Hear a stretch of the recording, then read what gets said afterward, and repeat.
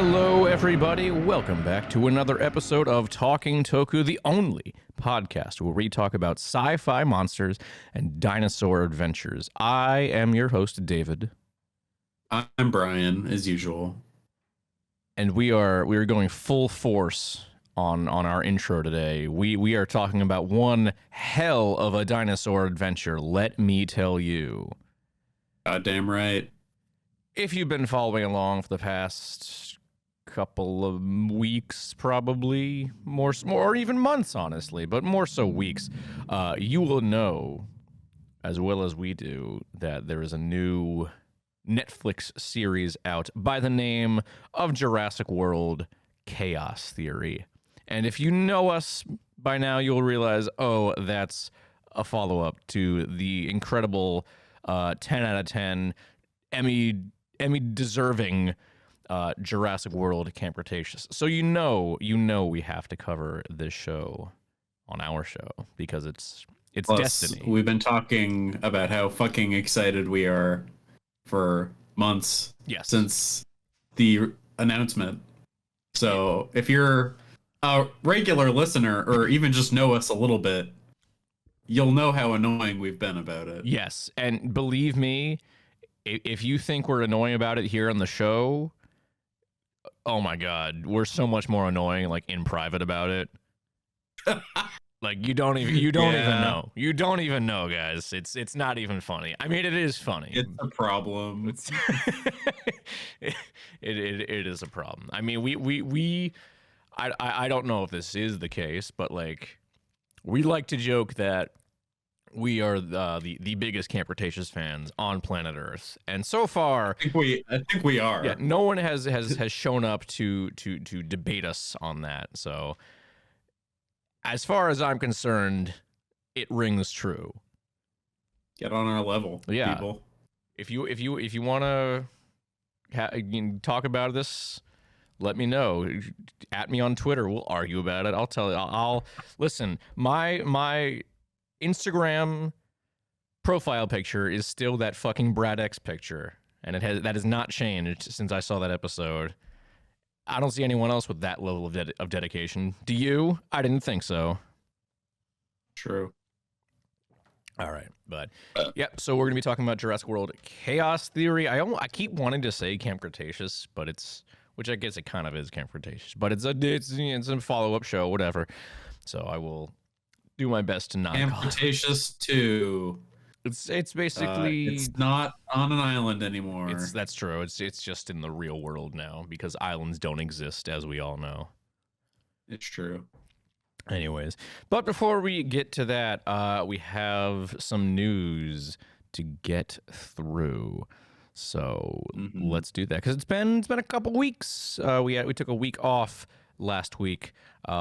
Because it was Memorial Day and we couldn't record on our usual Monday, but also we hadn't even started watching Chaos Theory by the time we would have recorded anyways. So, and we didn't want to do something else. Yeah, we didn't want to do something else. We needed to get this Chaos Theory review out to you, the listeners, as soon as humanly possible. We owed it to you.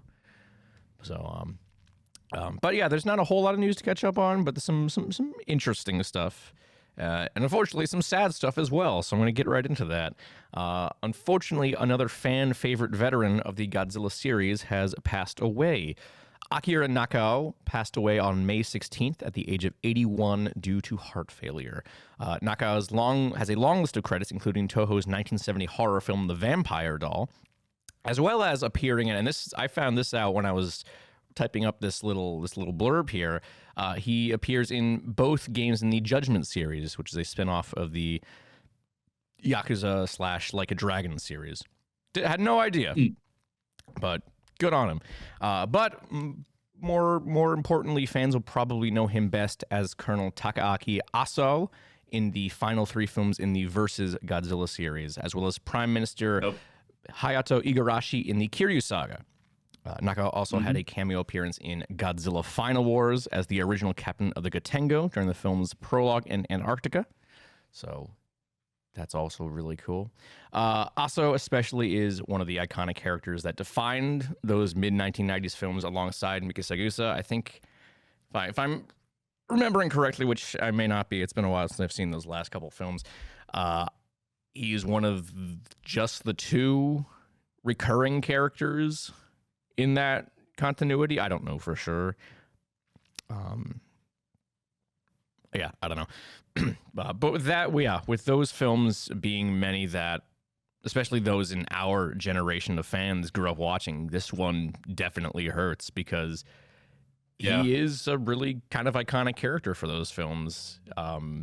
He's like one of the main people that I can like picture the face of. He does from those movies. He has a very recognizable face. In fact, when I looked up, I associate him heavily with the Heisei movies. So 100%, and I think I might even associate him with the Heisei series even more so than Miki, which I think it's just because they, especially those latter films, like put such a focus on like G-Force because he was promoted to the head of G-Force in Mechagodzilla, I believe. So he was, excuse me. So he is very much an iconic part of the franchise. And it goes to show that, they gave him another role in the Kiryu Saga and Final Wars, even though Final Wars was a cameo. But I remember being like really happy when I saw him in those roles. I'm like, oh, it's that guy, when I first saw those movies way back in the day.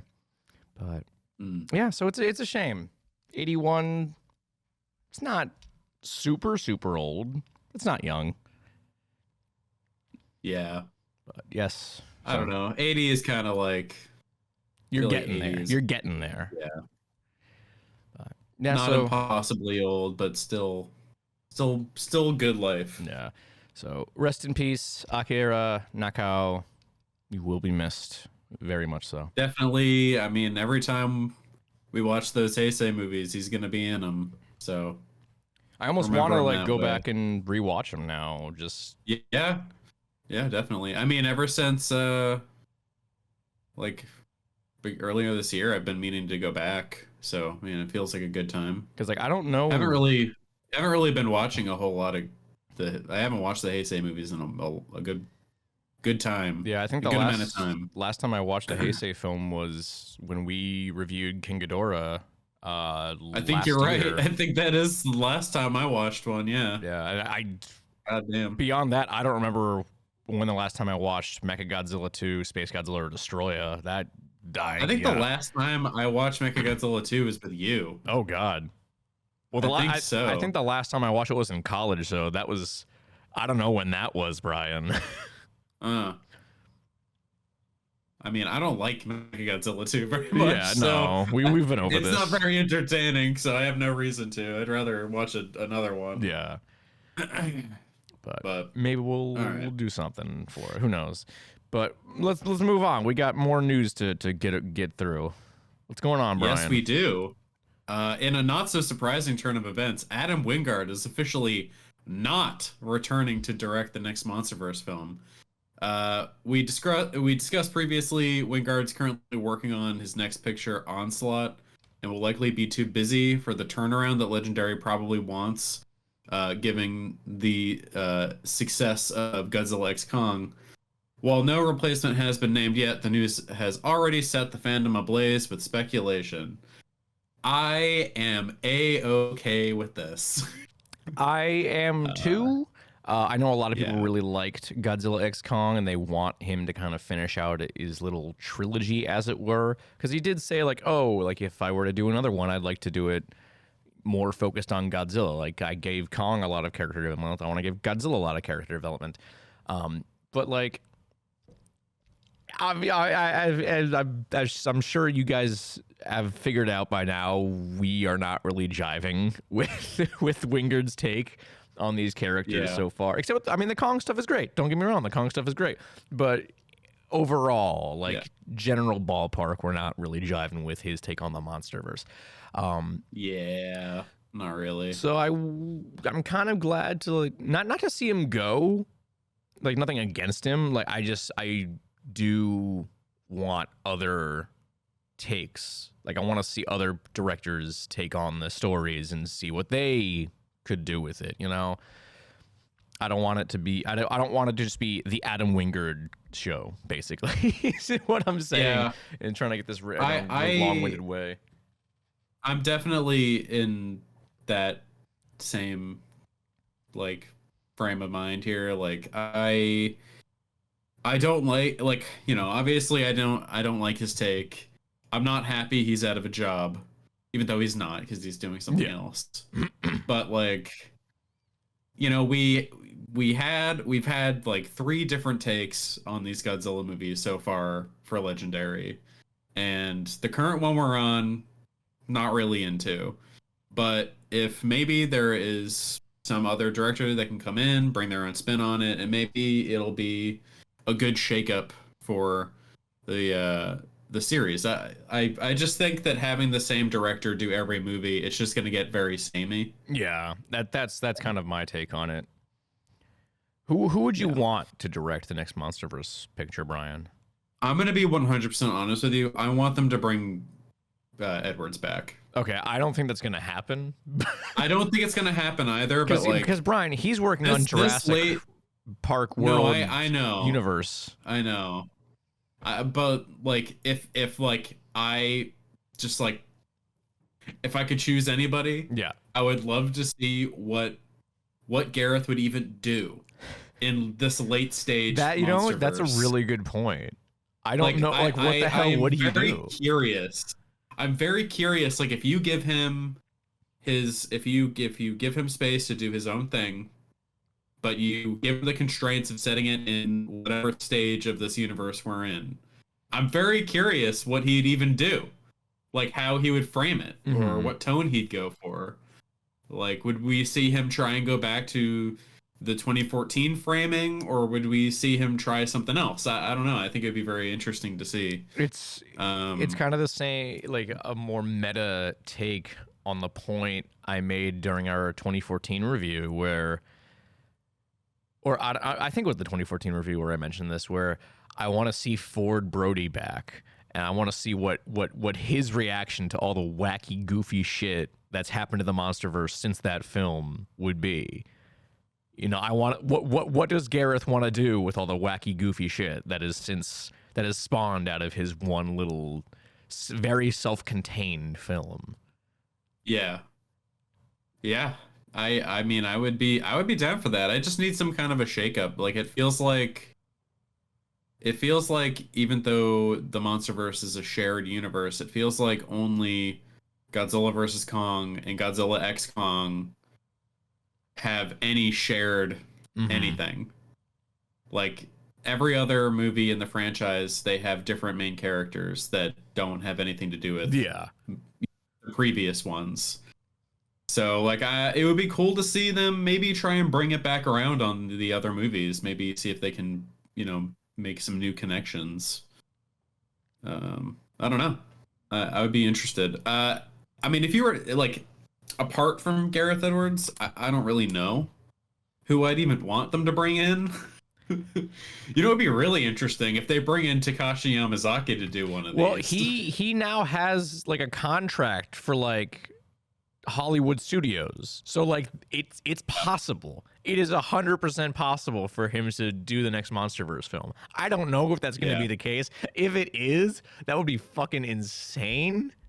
That would be really, really crazy. And I would be there. I mean, I would be there day one, no matter what, because it's Godzilla, and this franchise has its chains so dug into me that it'll be impossible to ever dig out.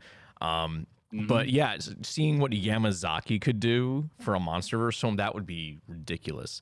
Yeah, that would be so weird. What I would like to see, and I know this is not going to happen because he's also very, very busy, Matt Reeves. Give me a Matt Reeves Godzilla film, because he has already proved himself in the kaiju giant monster world with Cloverfield, because that was his, like, big Hollywood debut. And he has not, I don't know about the movie he did before that. It was like a romantic comedy. I don't even know if that's available to watch anywhere, but Cloverfield, the 2 Planet of the Apes films he did, and the Batman are all incredible films, and I would love. He also did 10 Cloverfield Lane, so he did not do 10 Cloverfield Lane. No, no. It says it. Oh wait, no. He never mind. Come on, Brian. It says that. Why does it say it in his movies though? He may be like produced it. Hold on, you're right. Google is so shit now. Because the guy who directed 10 Cloverfield Lane was the guy who did No, Prey. you're right. You're right. My bad. He was an executive producer. Yeah. Whoops. But God, yeah. why is Google so garbage now? Because they implement all that AI shit. Yeah. Yeah, it's trash. Oh my god. It's real bad. It's real bad. But yeah, it's not going to happen. Any credibility because Matt Reeves is busy with the Batman 2, and I think that's in like limbo right now. It's in production hell, which kind of sucks. But that sucks. Yeah, I don't know. But yeah, I would love to see Matt Reeves do a Godzilla movie because again, he's already proved his worth in the giant monster genre with Cloverfield. Oh man, like a found footage Cloverfield style. Doesn't even need to be a found footage style movie. It could just be its own thing. No, I just think it would be an interesting to see that kind of movie. That's fair, yeah. But yeah, I don't know who's gonna take it. I have no idea. We don't even have a release date for that movie. We just have a writer, and that's it. We have no other details. I don't know what's gonna happen, but we'll see. Yeah, I have a feeling. Oh my god. Man, if they could be real cool and ask Guillermo del Toro to do it, that would be cool. We'd be in for peak, I think. We'd be in for peak. We would be. Is he doing anything right now? I think he is, actually, and I don't remember what it is. Oh, he's working on Frankenstein. He's doing a Frankenstein movie right now. Okay. Man, if they like wait until he's done with that and see if he wants to do it, I bet he'd say yes. I don't know how far along in production that is. That's the thing. Yeah, they're probably gonna want to start. Filming commenced in January of this year. I don't know if it's still filming. Oh, so okay, sorry, no. Principal photography began in February 12th in Toronto and is expected to wrap in July. Okay, so like they could. Depends Possible. how quick a turnaround Legendary wants to get this thing out the door, but we'll see.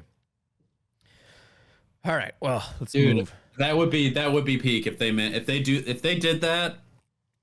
I would be really interested. I would too. All right, moving on. We got some more to get through because we got to talk about Jurassic World, Brian. We got to talk about Chaos Theory. We do. We do got to talk about Chaos Theory. Now that Godzilla vs. Kong vs. Justice League has officially wrapped in a blowout that includes a Lazarus Pit resurrected Skullcrawler, Green Lantern Kong, and Lex Luthor controlled Mechagodzilla, what's next for big insane crossovers, you ask? It's Ultraman X Avengers. That's what it is.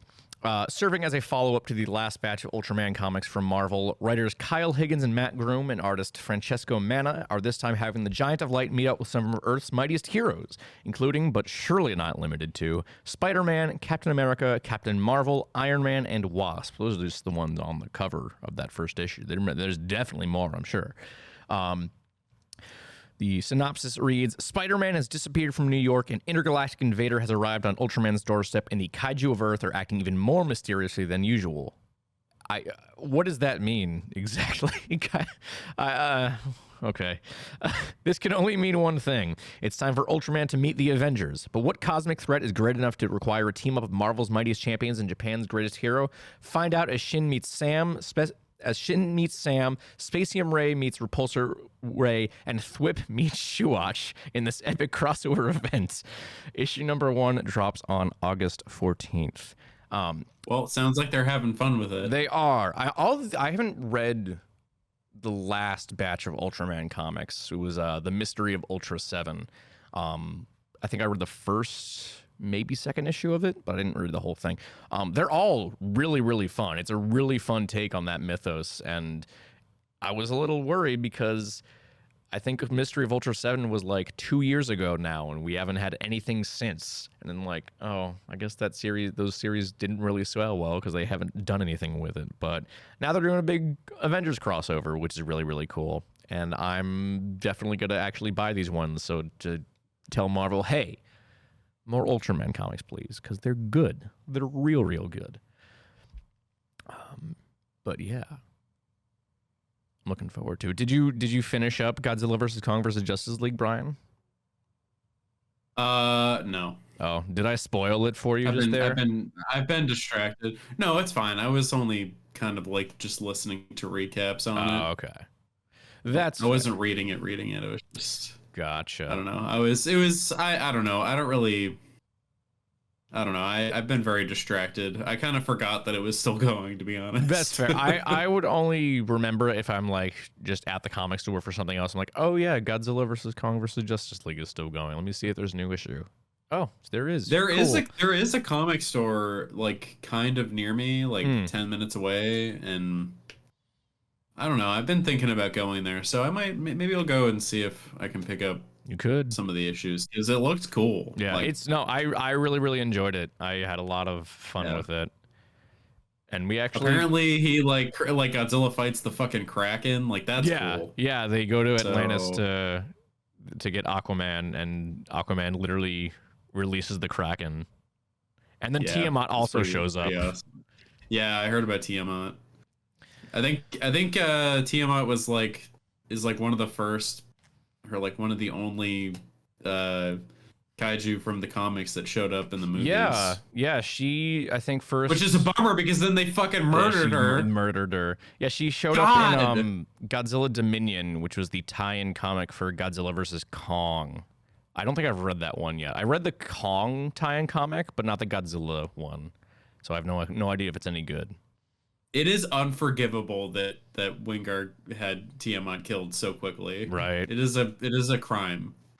That is the one legitimately terrible decision that is inarguable from my point of view. You're very, very enthusiastic. I'm mad when you have a cool kaiju design and you kill it immediately with no like payoff or anything. It's just for a fucking punchline. It's annoying. That's fair.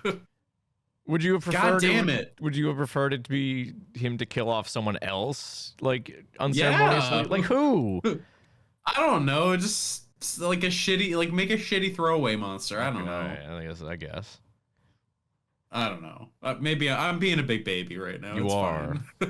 Tell us what else is going on, Brian. Something cool happened. All right. Something real cool happened this past weekend. Yeah. So Godzilla -1 is on streaming now. Yep, surprise. Yep, there was rumblings about it, and then Toho made an announcement the day before they dropped it on Netflix, and you can also rent it on other services, so you can go watch it now. Yeah. If you missed it for some reason, go watch it. If someone else that you want to see it, tie them down and keep their eyes open with whatever and have them watch it. If you already watched it, watch it again. Why not? Yep. Give Toho money. I want more. Exactly. I will say also on VOD is Minus Color, and that is also going to be hitting Netflix at some point later this year. They did not specify when. They just said later this year, which is good because I don't know if I mentioned it, but when I saw Minus Color, I think the projector got fucked up or something because it had this weird like blue filter over it. It didn't look black and white. I remember you telling me about that. Yeah. I didn't hear that from anybody else, so I do think it was you. I think because like all the clips I've seen, like that's not what it looked like in the theater for me. Like when I tell you, Brian, it looked like Violet Beauregard in Willy Wonka and the Chocolate Factory blue. That's how blue.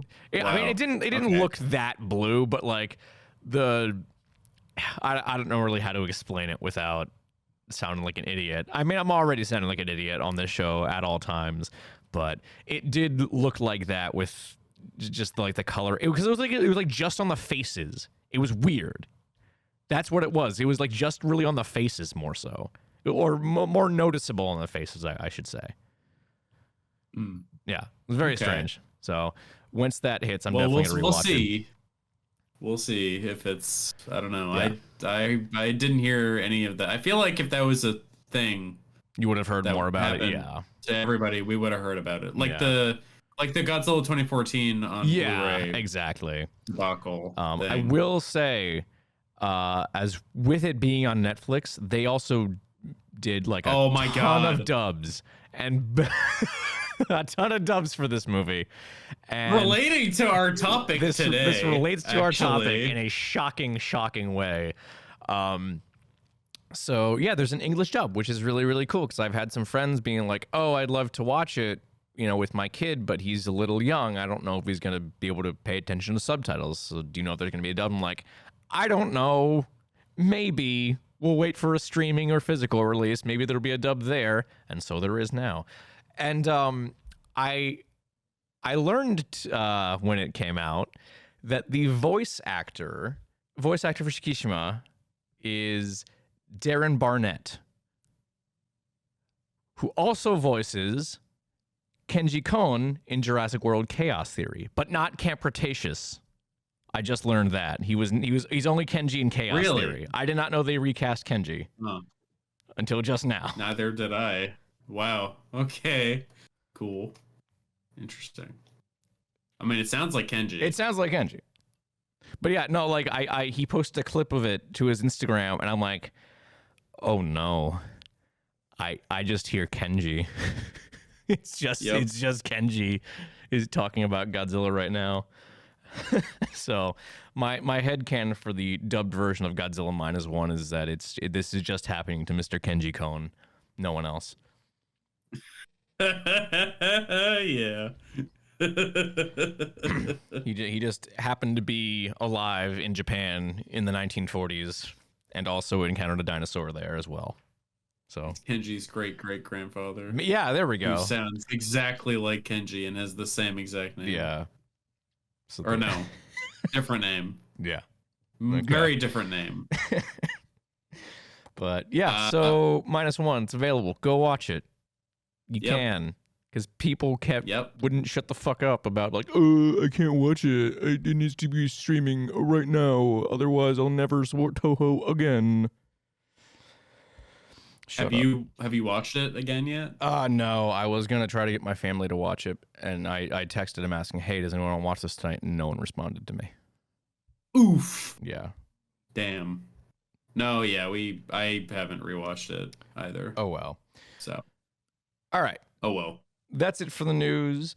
I do have an entry into our classic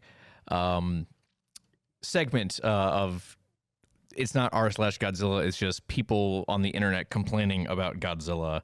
So this is kind of old at this point, but I'm gonna send this to you, Brian. This picture.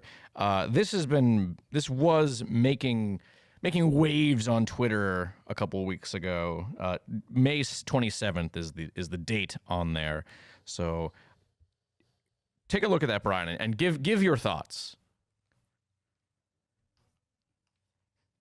I don't understand. Okay, so Yujiro Hanma is from the anime Baki Hanma, which is a very, very popular anime about fighting.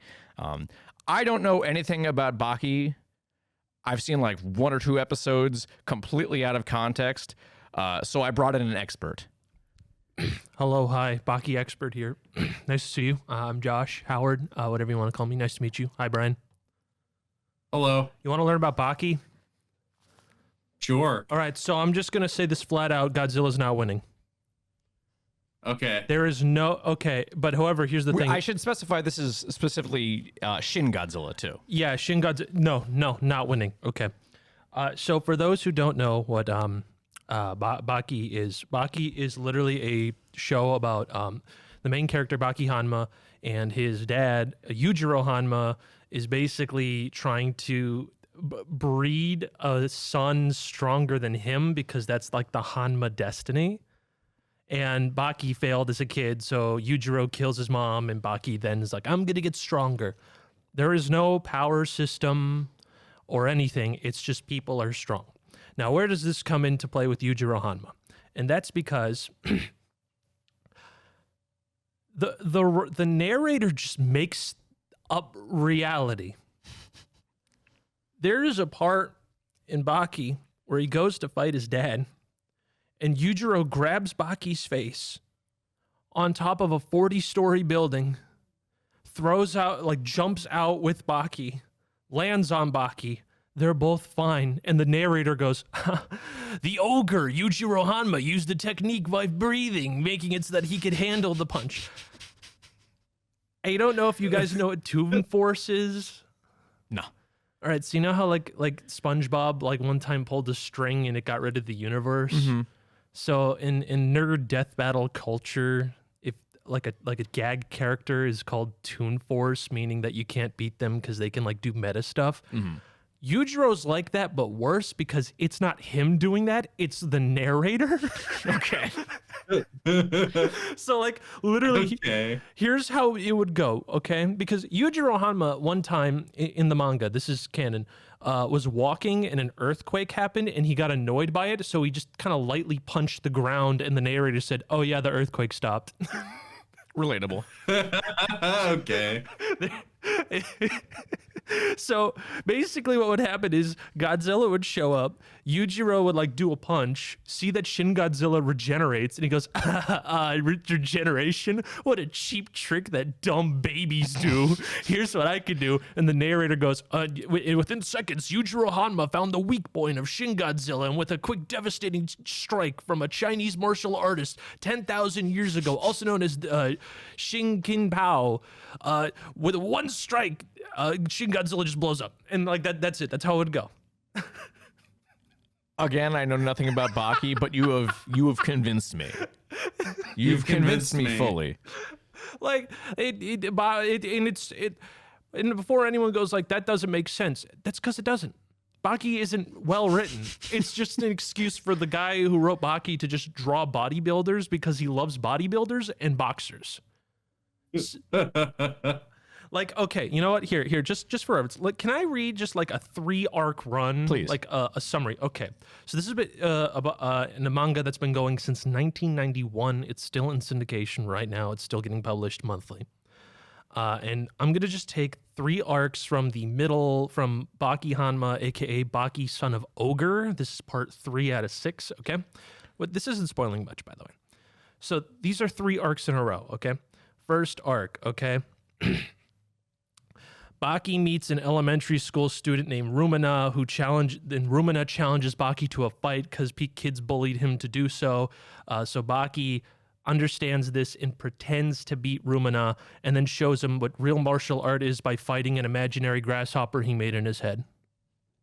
Then, following this fight, Baki kidnaps George W. Bush in order to enter Arizona State Prison, home of the strongest man, Biscuit Oliver. And then in the prison, Baki meets a fictionalized version of Che Guevara and later fights Biscuit Oliver.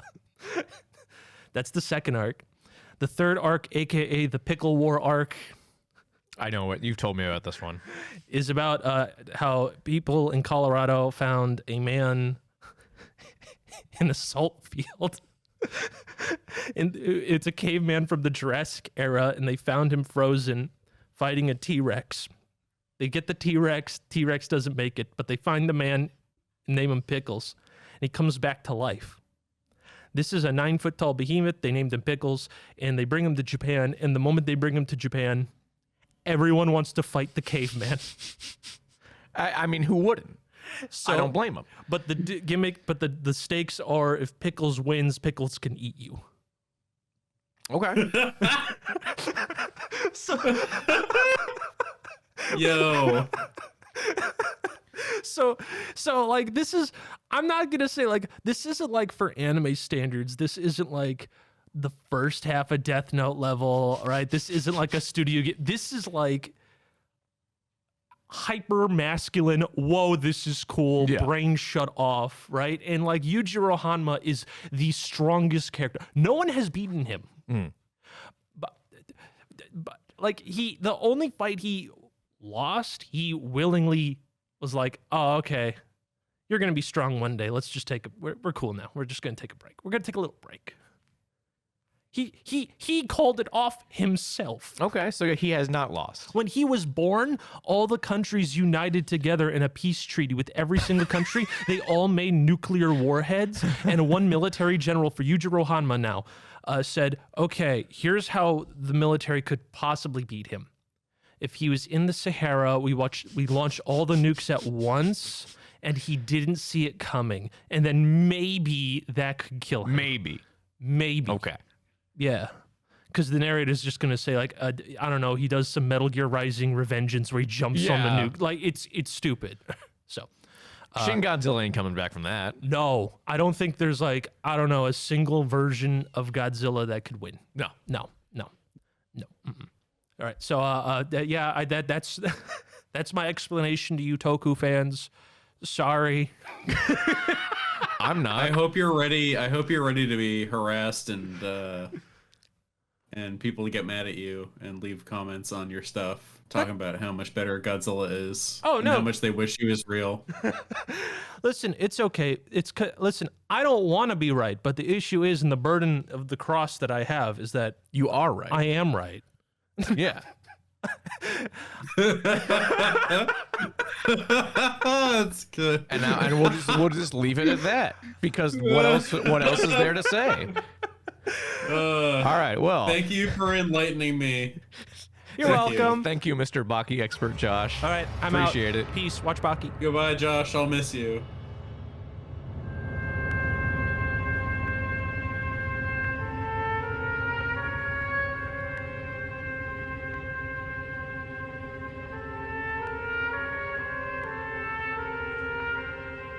All right. Well, you should play some music to send them off. Okay. Like graduation music or something. I can put in the Requiem music from Godzilla vs. Destroyer again. Make it really, really sad.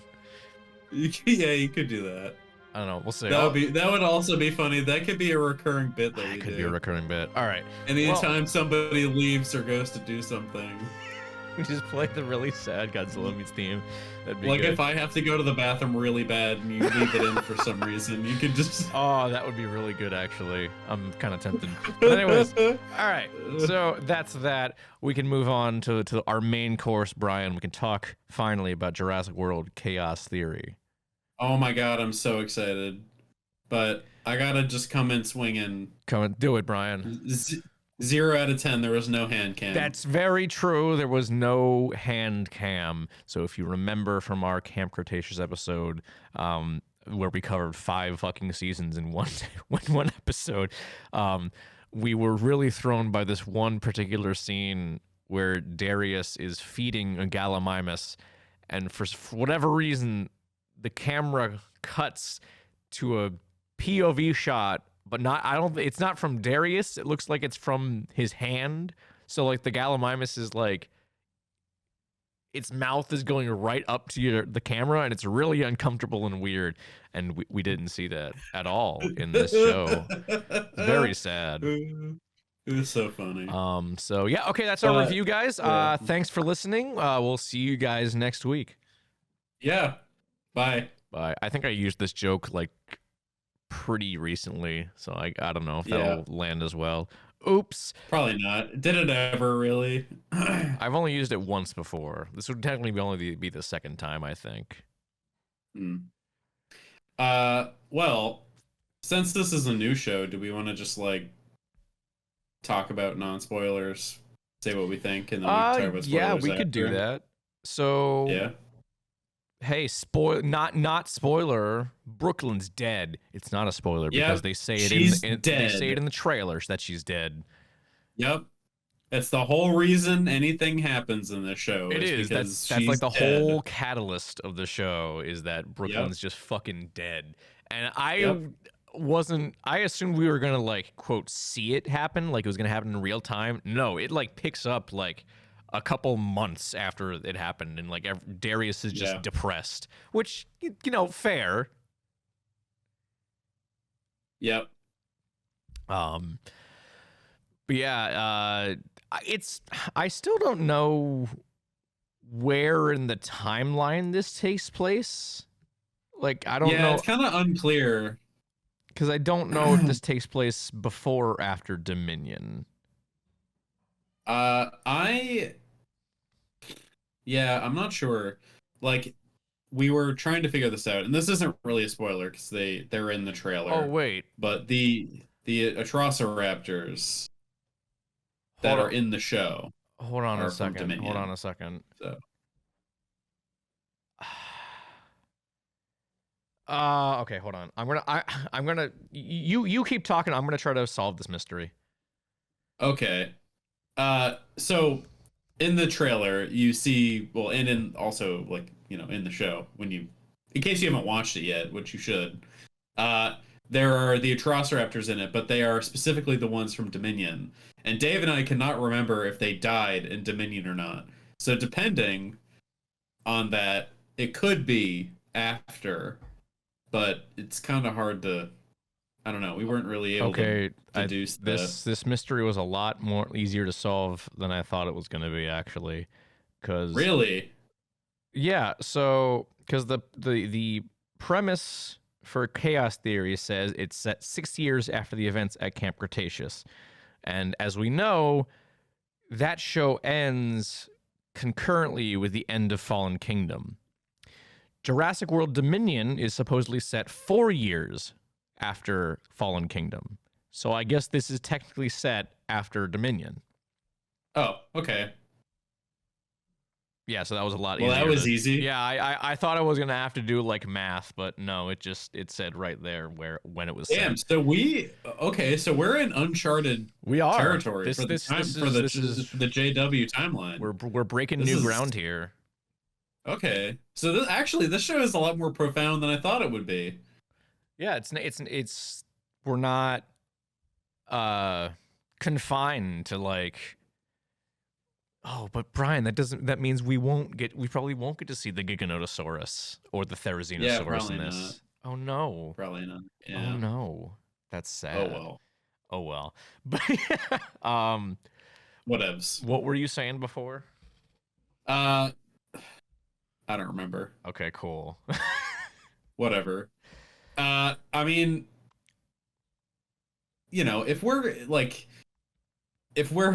I want to give this like a non-spoiler rating, and you have seen Camp Cretaceous, which, like, if you're gonna watch this, then you've seen Camp Cretaceous. Yeah, I would I would be very lost if I had gone into this without having seen Camp Cretaceous before. Yeah. It is very much like the high points for Camp Cretaceous is basically where this fits. Yeah. Like, it is not any better than Camp Cretaceous has been at any single time, but it is still like that bar of quality. I'd say didn't move. The animation's a lot better though. It is. Like, it's noticeably way better. Way better. Especially with the dinosaurs, which, you know, that makes sense because they're not really the stars. Like the Nublar Six are the real stars, but like the dinosaurs. I hate that name. Would you rather Camp Fam? No.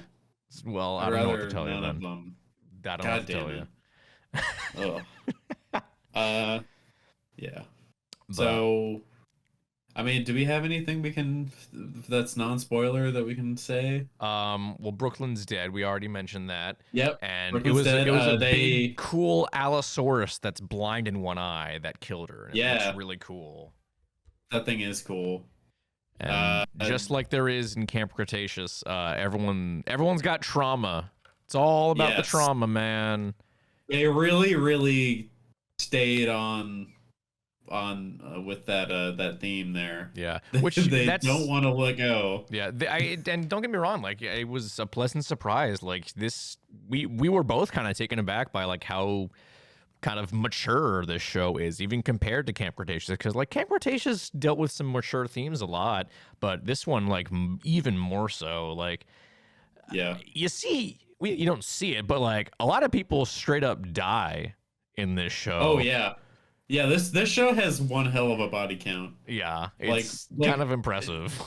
In Camp Cretaceous, when people died, it was more like implied. Like, they never really outright showed people getting like eaten or killed, and they still don't.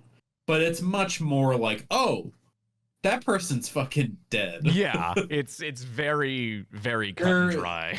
There is one segment in about midway through the season where they're going to get a certain character, and there are no dinosaurs around, and that's kind of this place's whole deal. Mm-hmm. And then somehow 2 dinosaurs get in, and the body count is insane. Like, you see these people, people get like straight up tackled and eaten, and like it was really jarring, but also like really cool because you're like, yeah, that is what would happen. Yeah, and like it just feels like the dinosaurs were much more of a danger in this one.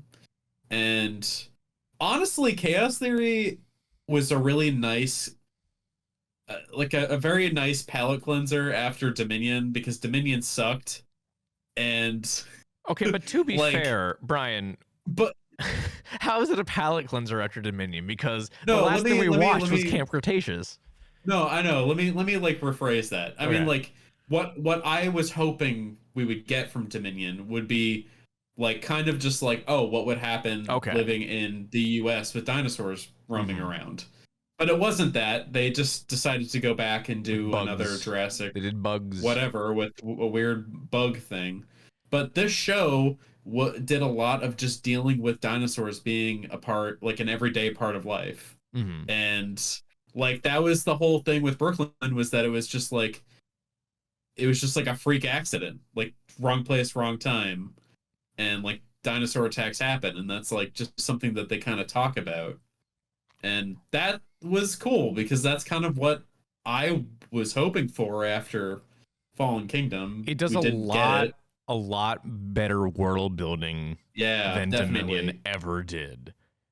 And they still had all of the crazy corporate espionage shit. Like they still kept all of that, but they still had it in a way where you could see literally the show, it's built as like they're getting from point A to point B and picking up people along the way, and they're just driving across the country, and therefore you see a lot of what it's like now with all these dinosaurs roaming around.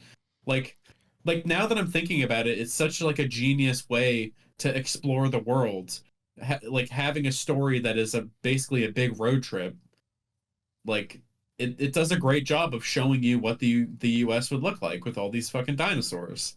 And I thought that's really cool, and that's what I wanted out of a fucking movie, but no, that's too much to ask for. I'm upset.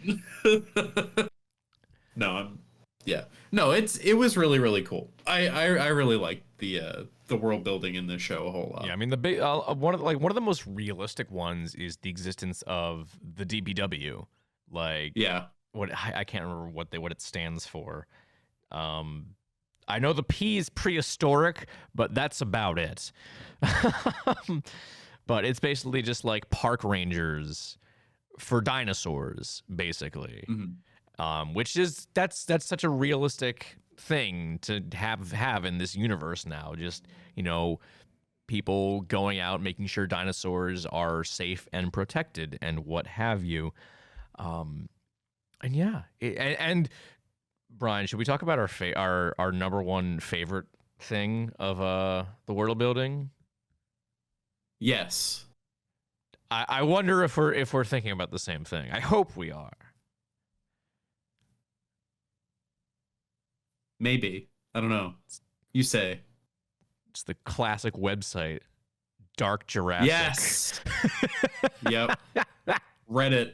It's Reddit for dinosaurs. It's literally Reddit. It's. I mean, the name Dark Jurassic makes it sound like a 4chan kind of thing, which is what I assumed. But then it showed like the homepage of Dark Jurassic, and it was just Reddit. It was just the Reddit UI. It was Reddit. It was really, really funny.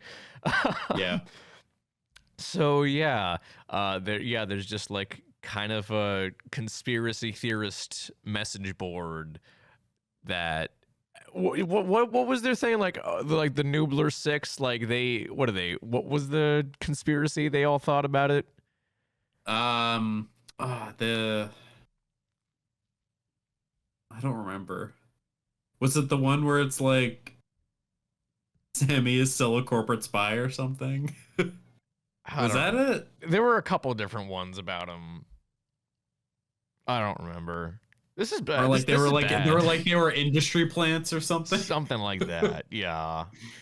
I don't remember. Fucking dark. I mean, that is very much the kind of thing that would pop up. No, it would. No, absolutely. So, again, I mean, it's cool. Like I said, like the world building here feels very, very natural for this universe. Yeah. And to its credit, like Dominion's world building is pretty decent too. What little it has, like the kind of extension of that sort of black market for dinosaurs that we see in Malta, like that feels very realistic, and again, a natural extension from what we saw in Fallen Kingdom as well. But this one, it doesn't have as high stakes as the films do, which that makes sense because this, at the end of the day, this is a show for kids, as we all know. Yeah. So the stakes don't need to be as high as they are in the films. But I guess the movies are kind of for kids too. Let's be real here. I mean, there was don't forget the family that was in your showing. That's true. Dominion. I can never. That's the best part about Is it really for kids if they're falling asleep? That is true. That's true. But yeah, you're welcome. But yeah, the whole thing is that Brooklyn is dead, but it might not have been entirely an accident because. So we haven't talked about much of the plot so far. Because it's kind of hard to. It is. So we'll get into spoilers right now. Yeah. So if you haven't seen it. So go watch the show if you haven't. Yeah, and then come back to us, and then you can listen to us ramble more about it.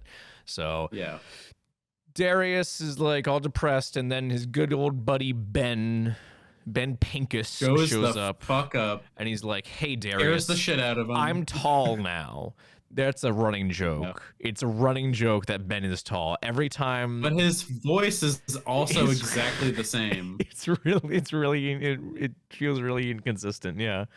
But yeah, every time they meet up with another of the main characters, they all make a joke about Ben being tall now. I even called it when they finally got to Yaz. I'm like, all right, Yaz, let's do it. Come on, get it over with. And immediately she's like, yep, you're tall, Ben. I'm like, there we go, we did it. Yeah, so Ben's like, yeah, I was on Dark Jurassic, and I don't think Brooklyn's... Oh my god, you did the voice really well. Holy shit. That was actually really good.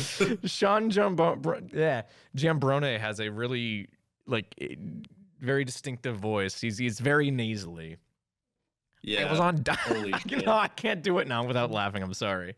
I was gonna try to do it again, but I'm not gonna be able to. But yeah, he's like, I'm on Dark Jurassic, and I don't think Brooklyn's death was an accident. There we go. I managed to do it. You did it. I did it. Oh my god, it's perfect. Yeah, thank you. If they ever recast Ben, they should recast him with you. Ben, I'll take over. And oh my god, Brian, I will make sure to get you a cameo in Jurassic World Chaos Theory. Don't worry. Thank you, please. You'll be a podcaster. You'll have a dinosaur podcast. It's just me. Yeah, it's just you. All right. But yeah, so they're like, okay, we got to go get the gang back together to solve this mystery. So it's a big road trip series. It's a road trip to go see everyone, and they go see Sammy, and Bumpy's there. That's the biggest. Yep. That's the most important thing. Is that Bumpy's we there. Knew she was gonna be back, but yeah, it was nice. I will say it was a little disappointing that Netflix spoiled the reunion right as you hover over the show. Yeah, it played. That sucked. Because if you have Netflix, you know that when you hover over any show or movie or what have you, it plays a little preview. When we were going to watch Chaos Theory, the preview that it showed was the reunion between Ben and Bumpy. I'm like, I would have liked to see that in context. Come on, Netflix. You couldn't have chosen literally any other scene. You had to choose that one. It's very upsetting. Netflix. But you know what? It's okay. Bumpy's back. 10 out of 10 show. There we go. We did it. It's true. I don't remember what I was going to say after that. I was too focused on Bumpy. Yeah, let me think here. Well, on top of them driving cross country to pick up everybody, they are being hunted by this pack of Atrociraptors that was from Dominion. and they're real cool. They are really cool. Bumpy gets to beat the shit out of a few of them, which was cool. And they're being controlled by that weird fucking lady who we don't know anything about, and she's really scary. Even by the end of the show, we don't really know anything about her. And she's very weird. Unless she's from the movie, and I don't think she was, though. I feel like we would have remembered if she was. Because like the woman in Dominion who was controlling the Atrociraptors, God, what was her name? I don't know, but she was weird. Both of them were weird. Siona Santos. Yeah, she was not the character that we saw in this. Does she die in Dominion? I don't remember. I don't think she does. No, she gets arrested. Okay. But yeah, no, she was talking and she didn't look weird. She doesn't look like Kate Blanchett in Kingdom of the Crystal Skull like this woman did. Yeah, she did not. Yeah, we don't know who the hell she is. She seemed very attached to those Atrociraptors, though, to the point where like it seemed like she had a very similar relationship to like Owen does with Blue, because like at the end she seemed like very upset that all the raptors got hurt by Big Edie. Spoiler alert: Big Edie's back. Well, no, it's not Big Edie. No, apparently it is. I fucking looked it up. Apparently it is Big Edie. I guess we both of us just misunderstood that line. It was just worded really strangely. Oh, okay. I thought Darius straight up was like, no, that's just a different one. No, he said it's not the Rex from Nublar. That's all he said. Huh. But I looked it up. Apparently it is Big Edie, and I looked at a picture. Like, they have the same facial scarring. So I guess it is just Big Edie. What the hell? I know. Okay. The line was just worded very strangely. I don't know why. The show straight up gaslighting? Darius gaslighting us? Yeah. Whoa. Yeah, what the hell, Darius? Shit. Come on. Don't you know that's rude in current year? Yeah. So Kenji's dad died. Well, we gotta set up the fact that Kenji doesn't like Darius anymore. Yeah, Kenji does not like Darius. He's pissed because he got his girlfriend killed, even though they weren't dating at the time. Oh no, they broke up because Brooklyn was a typical Gen Zer, always on her phone, never spending time with her boyfriend who just wants to climb cliffs. He's a big rock climber now. That's his newest whole deal. His new deal. He loves to climb. He does a whole He does climbing lessons. He does rock climbing lessons. He's starting a business, and that's the whole brand. He's his "You Can Do It," and it's really stupid. Yeah, it is really stupid. It's Kenji, pretty funny. Kenji bad. Kenji bad. So,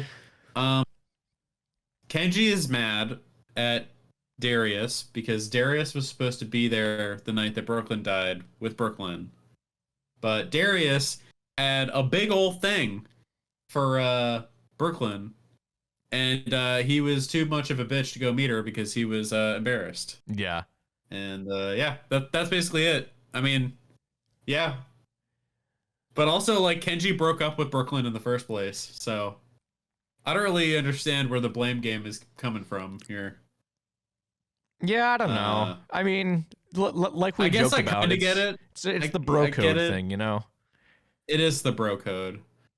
But then Darius was straight up like, oh, she didn't feel that way back. Oh, that's true. So, I guess it wasn't really. Apparently, he never even told her. He was just being a wimp. He implied that she knew, though. Like she was very much aware of it. Yeah, I guess that is kind of. Some people are bad at hiding it. Yeah, so I don't know. But yeah, so that's the reason. And then what? They Kenji still lives like weirdly close to his dad, who's under house arrest. He's under house arrest, so they try to go talk to his dad because Brooklyn went to go see him. They found something. out, and they're like, "Well, we gotta talk to my dad and see what's happens." And he's like, "I'll tell you, but you have to take over the company." And Kenji's like, "Fuck you, Dad. I don't want to do that." And then his dad fucking dies. Yeah. Well, I mean, his dad tells them that Brooklyn's being shady. Yeah. Or was being shady. And then he dies. Yeah. Of course. I missed that key plot point there. But yeah, the so Atrociraptors. now yeah, they fucking killed him. They ate him right in front of Kenji, and now Kenji and Darius can bond over the fact that their dads are dead. Yep. You better believe we made multiple jokes about that, because we have a great sense of humor and love joking about people's parents being dead.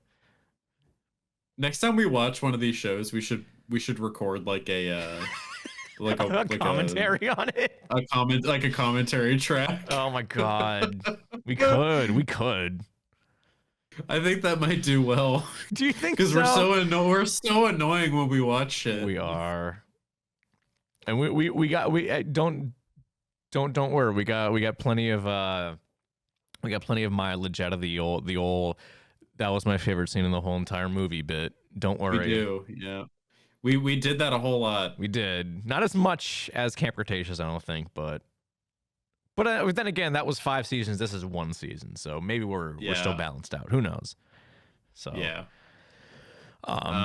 Yeah. So they're like, okay, well, we gotta still go with the rest of the crew. So no. So they leave Kenji and Darius. They split up. The group splits up. Ben and Sammy. And then Kenji and Darius, Ben and Sammy go to get Yaz, and Yaz. This is another fun bit of world building. Yaz is at this it's like a therapy center for people who have PTSD from interactions with dinosaurs. It's like a whole secluded island it's a dinosaur-free zone. It's the gate. That's what the gate says.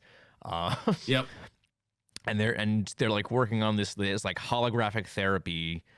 Immersion therapy thing where like it has a big hologram of a dinosaur, and you gotta like be like, okay, this is fine. I'm not shitting my pants right now. It's okay. So that was really cool. I really enjoyed that. But that was a very, very cool bit of world building. And unfortunately, this is what I was hinting at when we were talking about the horrible scene where people got eaten by dinosaurs, because Netflix really just going at it and making a bunch of PTSD people get eaten by the thing that they're afraid of. Yep, they bring a couple horrible.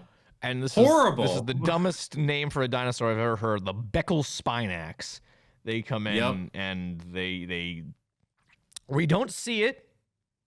But it's not explicitly. It's very clear that a lot of people die. A lot of people got eaten. Like, you see people get tackled. Mm-hmm. People that Yaz probably knows, like, personally. Like her friends, I'm sure, are just gone. Oh well. Just horrifying. I was like genuinely shocked while watching this part. Yeah. Because it was like, it almost seems like mean-spirited in a way. Because like all these people have PTSD, like, and have had horrible interactions with dinosaurs in the past, and now they're being eaten in a place where they thought they'd be safe. Just horrible. It's kind of messed up. It is really messed up. It was really like, it was such a departure from the tone that they had going. It was like a straight horror thing. Like it was actually it was like directed like pretty. It was pretty dark. I will admit. Yeah. But God, And then they escape and they almost drown. Ben's van is gone. Rest in peace, Ben's van, the Ben-mobile. Rest in peace. The Ben-mobile, or whatever else he called it. That was stupid. I don't know. I didn't even call it anything. Apparently there was a part where Ben ate beans or something out of his boot, and just disgusting. Oh, they were also making like they had a running joke of like the Twizzlers versus Red Vines. Oh thing, yeah, and I don't know why. Because like Ben, they obviously didn't use the name Twizzlers or Red Vines. I can't remember what they called them. It was some in-universe brand. Yeah. So like Ben really liked the red vines, and Darius is like, "Have you even had Twizzlers, not Twizzlers?" And Mel's like, "No." And he tries them, like, "Oh damn, yeah, these are really fucking good. I was wrong." It's like a whole extended bit, and I don't know why. I don't know why they included that. It was a very strange bit to include in this show, but whatever. But it doesn't matter. It was like something that they thought that like parents would be like, "Oh, that's funny," but really like Maybe. It's not funny. I mean, we laughed at it. And kids won't find it fun. We laughed at it because it was so unfunny. Yeah, no, we laughed at it. We didn't laugh with it. That's the thing. Yeah. Yeah. But who knows? Maybe that was the intent. If that was the intent, then congratulations. Good job. You guys did it. You did. So they find a bunch of cash money in Brooklyn's fake apartment. Yep, and it's because she's shady. Yeah, and it turns out that maybe she was trying to buy a dinosaur. Yep. Because maybe even possibly the Allosaurus that killed her. Yeah, because we meet You good? Yeah, it was on purpose. Okay. I couldn't tell. It sounded like it was on purpose, but it was like it clipped the mic so much. I'm like, Brian, are you dying right now? This is not the best microphone in the world. No, I'm sorry. You're fine. But yeah, so we meet Mateo, our good pal Mateo. I love Mateo. Oh my god, Mateo he's such a chill such guy. a good addition. He is such a wholesome guy. I love him. He's this absolutely poor tortured soul who was there the night that Brooklyn died. Yeah, who's indirectly responsible for her dying. So he rescues Darius and Kenji from the Atrociraptors, and he's like, "Yeah, I was there. Sorry, this is me trying to make up for it. I'm really, really sorry." Yep. And they kind of all. And he explains the how he was accidentally responsible for a murder because he had been recruited by some shady dealers that we still don't know to do some work. And he got extra money for it, and he's like, "Oh, it's not hurting anybody," until it did, and now he's sad. Yep. Yeah, he was transporting. He was so he worked for the DPW, and he was just transporting dinosaurs, not off the clock. He was still getting paid for it. It was like over. He said it was like overtime, and the Allosaurus he was transporting just it wasn't tranked, and so it killed Brooklyn. He's like, shit. Now I'm done. I'm done with this. His truck, like the truck he was using for that one, was like different. Oh yeah. Like the thing opened, like the truck, like the back of it opened by itself. So somebody let it out to go after Brooklyn. Is what he says to Darius and Kenji. Mm-hmm. So interesting.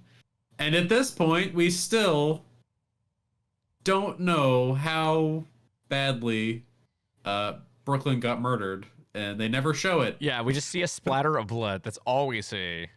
Yep. And since we're not in the since we're in the spoiler section, I'm just gonna say that Dave and I were very skeptical of Brooklyn's death the entire time we were watching this. And they did absolutely nothing to convince me that I'm wrong. Yeah, even in the trailer, we were like, I don't think they would put that in the trailer, the fact that she's dead, if she was actually dead. I don't think that would be the case. And surprise, the last scene in the season, before it hits the credits, it's revealed she's very much alive. She just lost a hand. And possibly behind all of this. Yeah. Potentially. We're not sure. It's still unclear what her end goal is. Because like Mateo talking about how like he was told to like deliver all these dinosaurs to different places, like there's like black market dealers, there's like, whatever. It shows that the DPW is pretty heavily compromised. Yeah. Like there's all these like dinosaurs going to like random places. And that's kind of like where the direction that the show takes in the later half. Like the two groups converge into this distribution center where all the dinosaurs are being kept and are going to different places in the world. And it turns out that it's like all DPW dudes, basically. And and then the fucking creepy lady comes back, kills the guy that we think is the big bad, and then it turns out that she's the big bad, even though we definitely saw that coming. Yeah, but again, we don't know what any of her motivations are. We'll have to wait till season 2 for that. But I mean, when it comes to the Brooklyn reveal, like, we are given no like idea what part she has to play in this, because it's pretty clear that she was being shady, and there's that whole bunch of money that came from Kenji's dad, maybe. And why did she leave that money there? I don't know. Because if she was going to buy the Allosaurus, wouldn't she have taken it with her? Yeah, maybe. I have a feeling that it might have been like a plant or something, like it was fake, or something to throw them off. I'm not really sure, but it's just like kind of confusing. I don't know. But yeah, I mean, we have no idea, and it makes me think there's going to be a second season. I hope there is. They wouldn't have had Brooklyn still alive at the very, very end if they weren't planning a second season. And I don't think these shows are made for all that much money. No. So like, there's they're gonna do a second season, and you can be damn sure we'll be here to review it when it comes out, whenever that is, probably next year. I think Camp Cretaceous was released on like a yearly basis, so we'll do that. Don't you worry.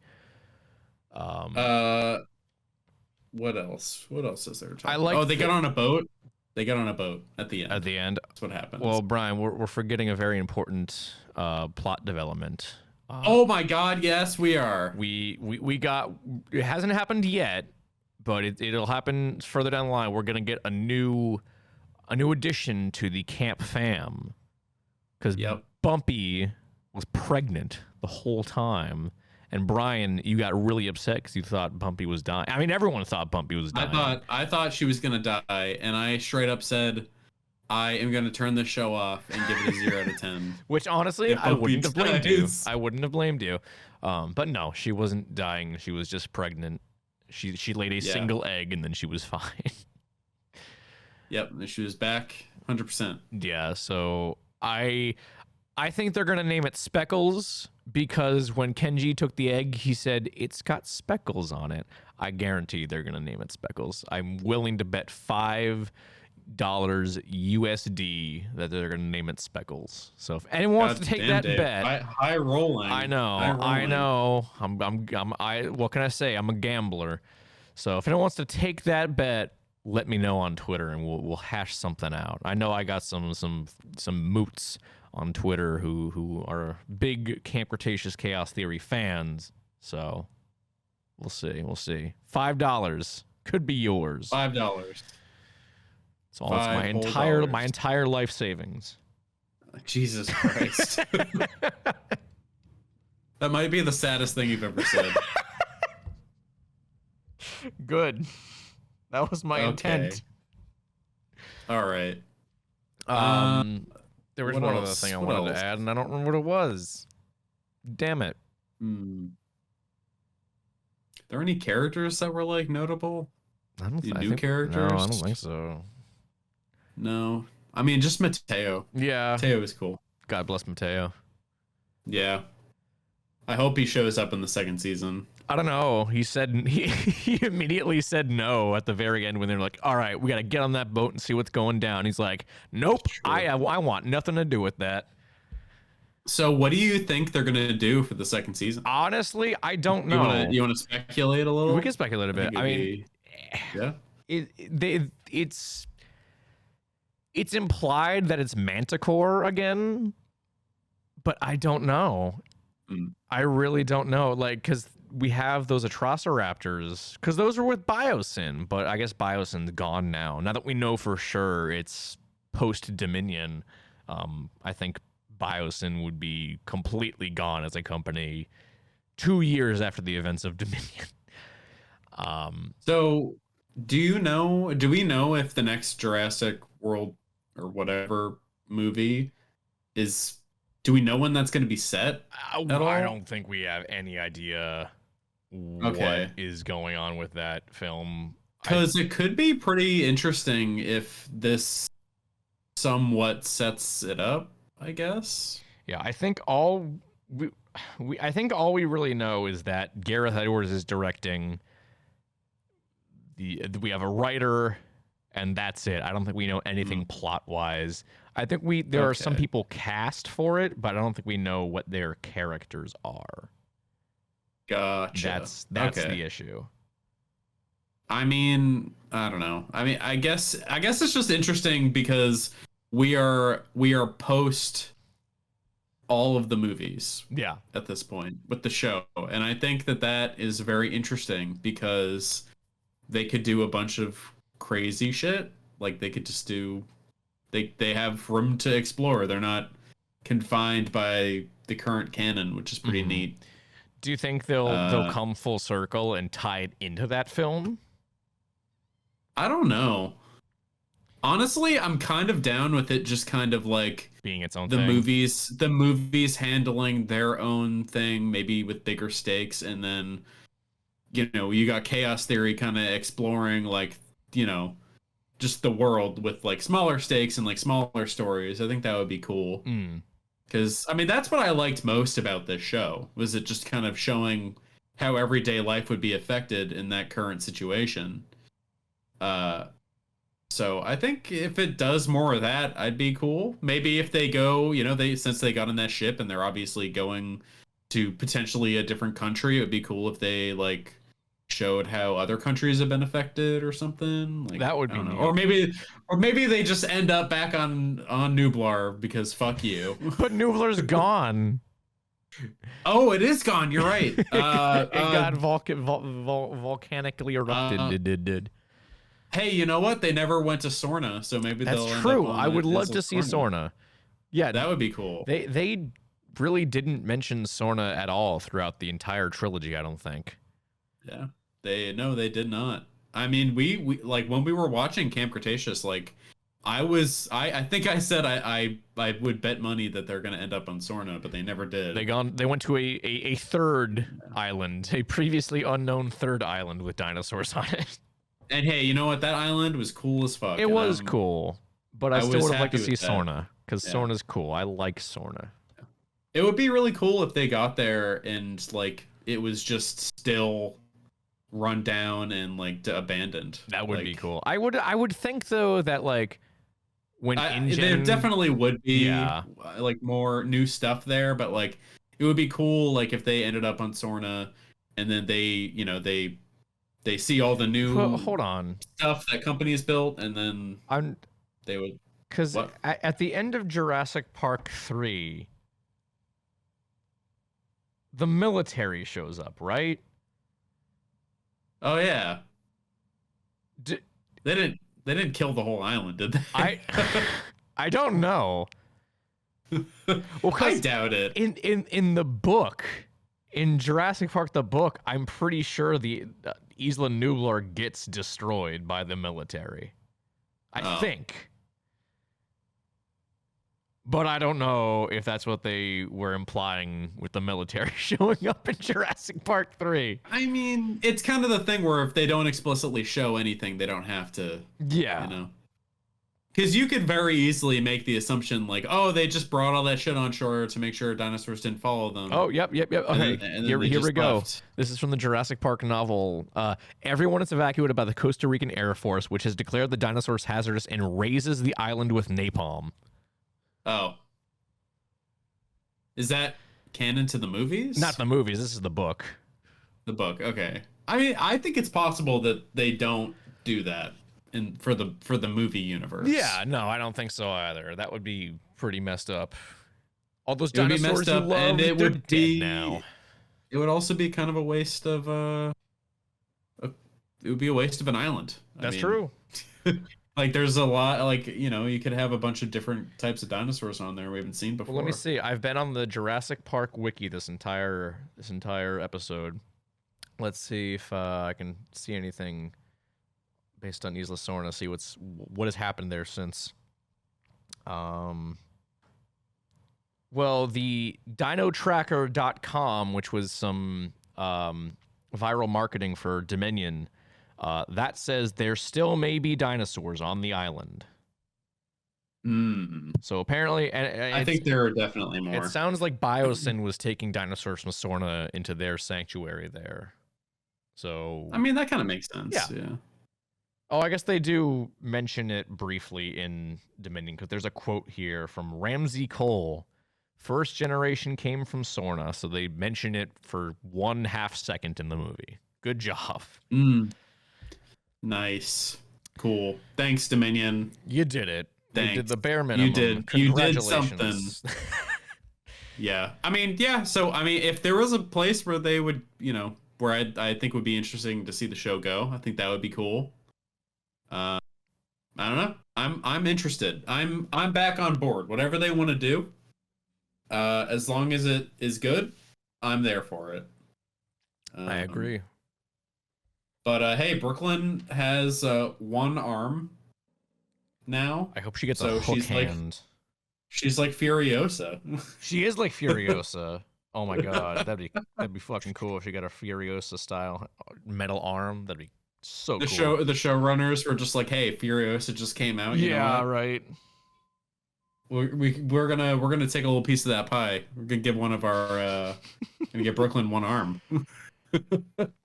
I wouldn't blame them. Yeah, Furiosa's pretty cool, and that movie would fucking rock too.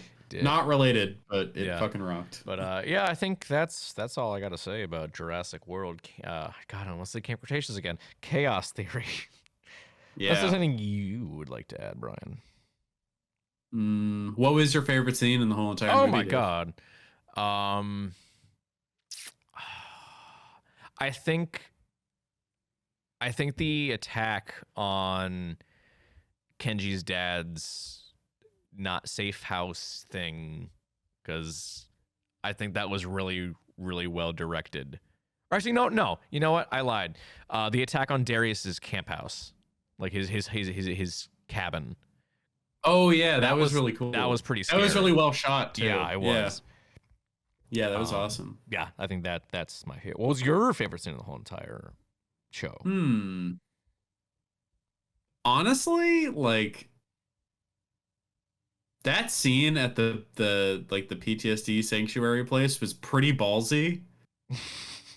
And it was basically a straight horror scene, and I gotta respect it. It was that's gotta be my favorite. That was probably the best Jurassic Park we've seen, but the best of Jurassic Park World, whatever, that we've gotten in a while. All right, like the closest to that kind of like fantastical horror that we haven't gotten that in a while. Yeah, so I appreciated it.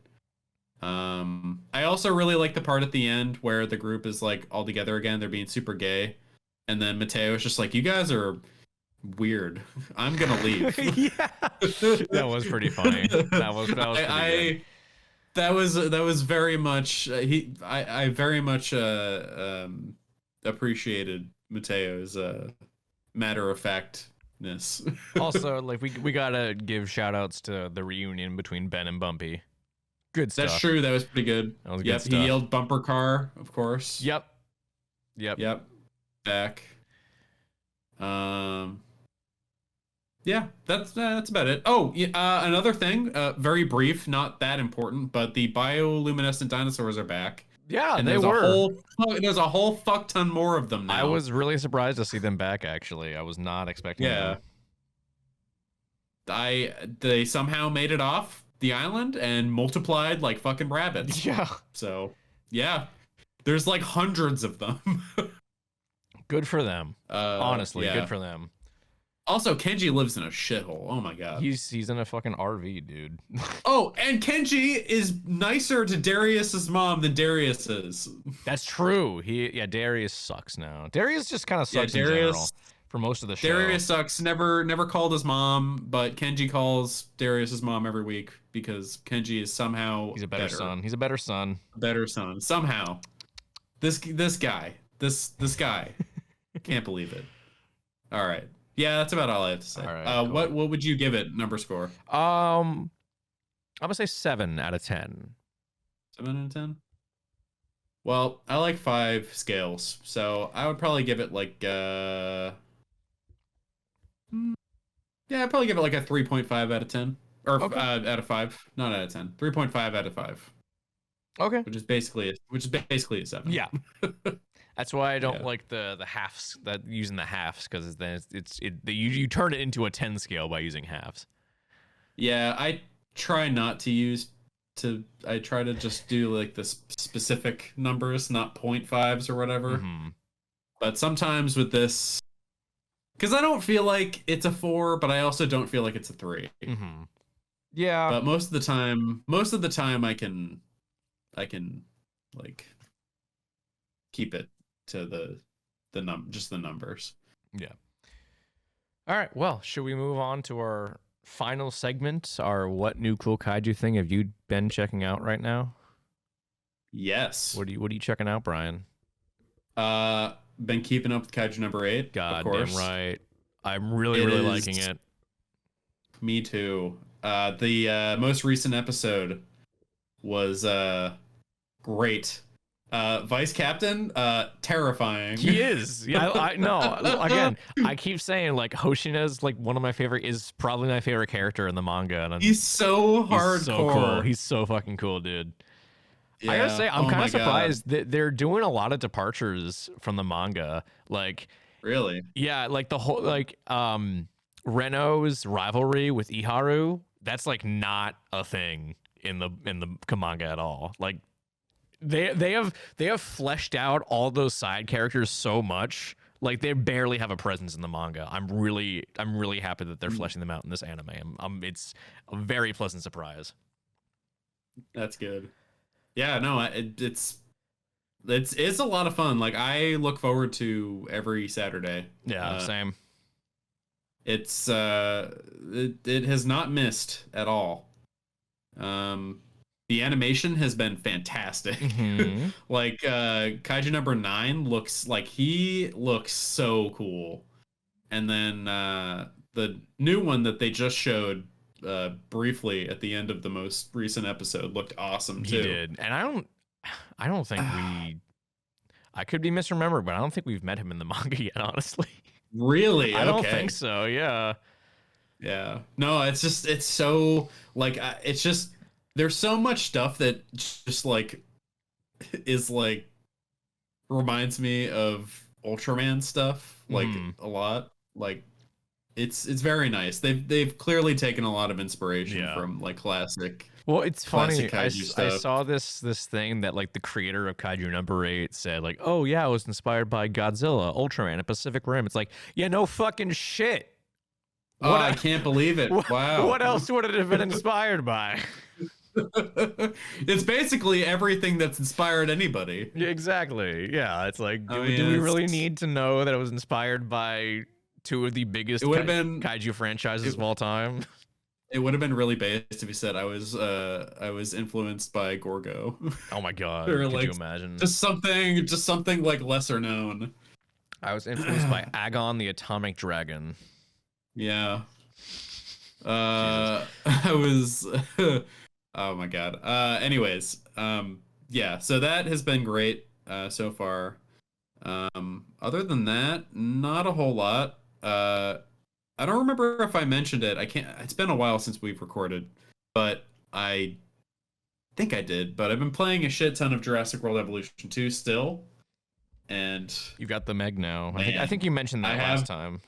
I have 2 of them, but on a more general kind of like talking point, like I haven't really played much of it, like from before now. Like I've owned it for a while, but I never really jumped into it. But recently I've really been playing a shit ton of it. Mm-hmm. And like getting to see like all the dinosaurs and shit. Like there are so many in the game.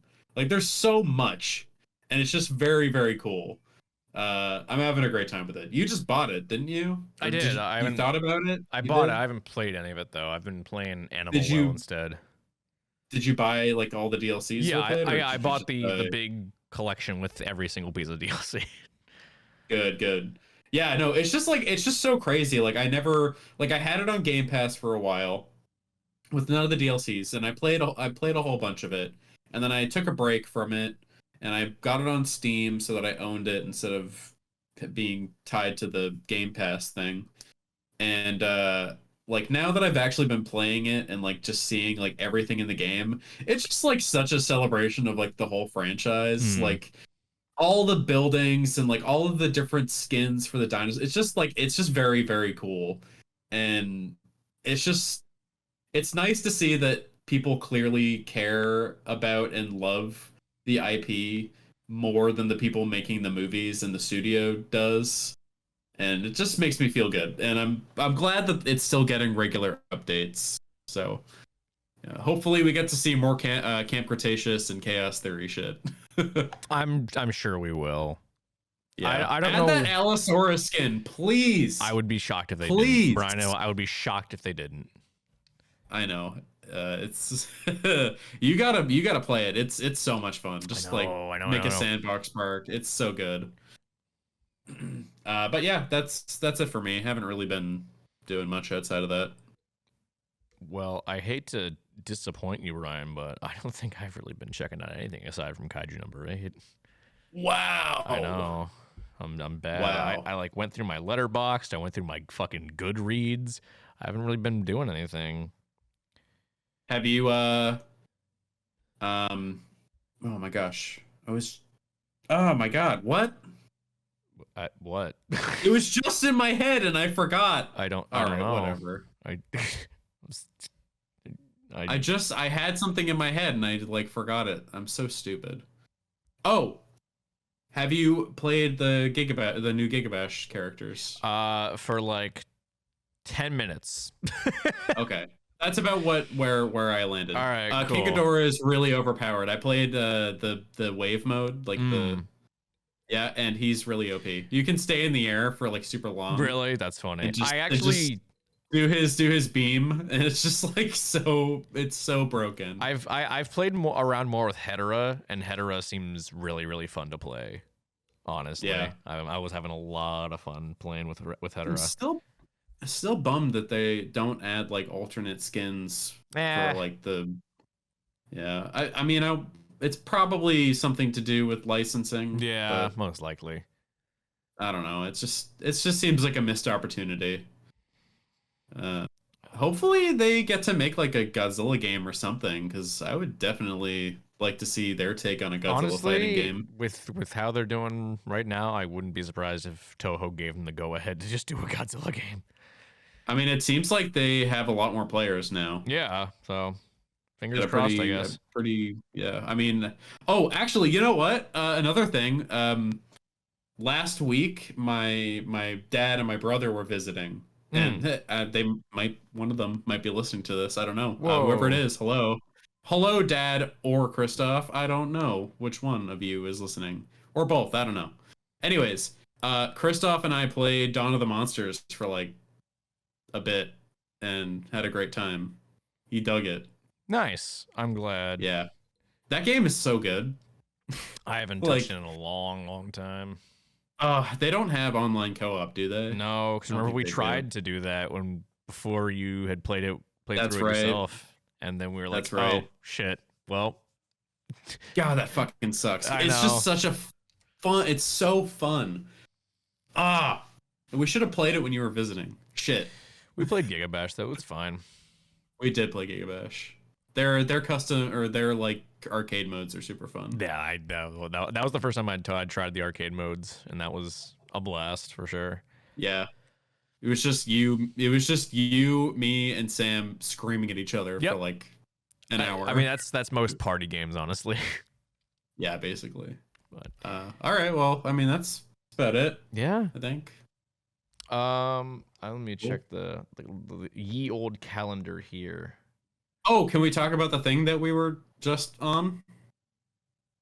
That is going to be uploaded soon? Is that something we can mention? I mean, probably. Let me just double check. Because I think, oh my God. I'm going to go all the way back. Let me see.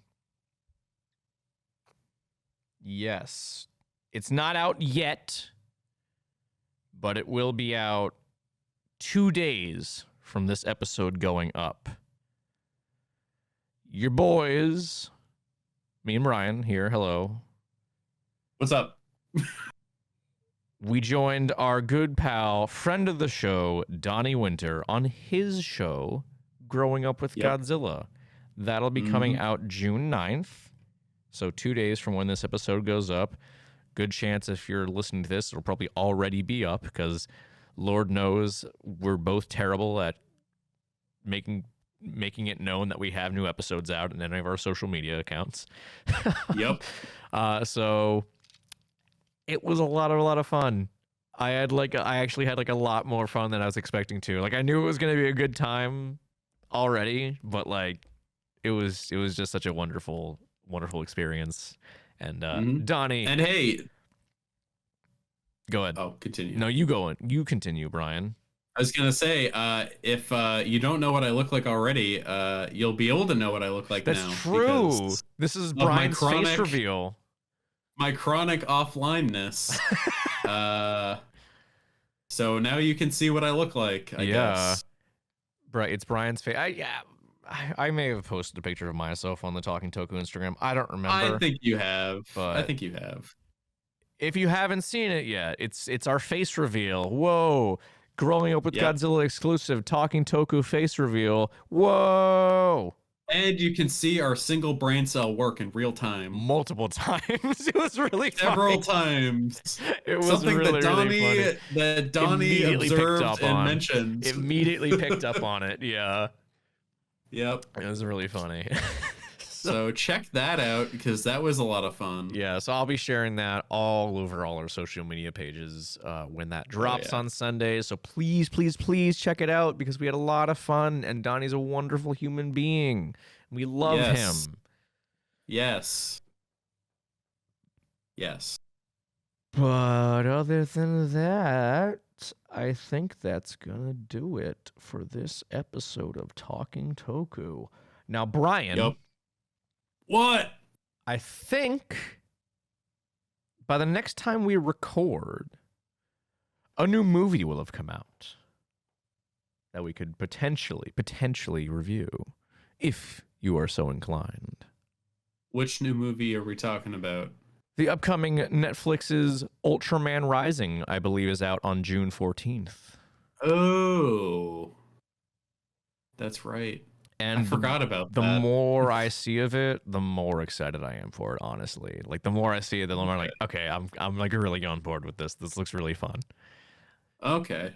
I was skeptical after that first trailer. Watch the second trailer. Watch the second trailer. Okay. The second trailer, brought, I turned around on it real quick on that second trailer. And I followed the directors on Twitter and they seem so enthusiastic about it that it's like it's just infecting me now. So yeah, I'm like fully on board the Ultraman Rising hype train now. All right. I'll check out the second trailer. But cool. And yeah, I mean, I'm down to cover it. I mean, everyone else is probably going to be covering it, so we got to do it. We got to get on the bandwagon. Yeah. We're sheep. We got to follow the shepherd. Need that content. Exactly. We got to keep up. We can't, It's like that twerp song. Content for you. Yep. So I'm going to leave. That's the end of the episode. All right. You can go find us on Facebook, Twitter, Instagram, YouTube, all that fun stuff. We'll see you guys here in about 2 weeks to cover Ultraman Rising. Yay. All right. Goodbye. Go watch Jurassic World, Camp Cretaceous, and Jurassic World Chaos Theory. But none of the other Jurassic World movies. You don't have to watch those. Yeah, they're all pretty bad, except for Fallen Kingdom. Watch that. I mean, that one's still pretty bad, but it's not as bad. But it's funny. It's funny. They're alive, just like me.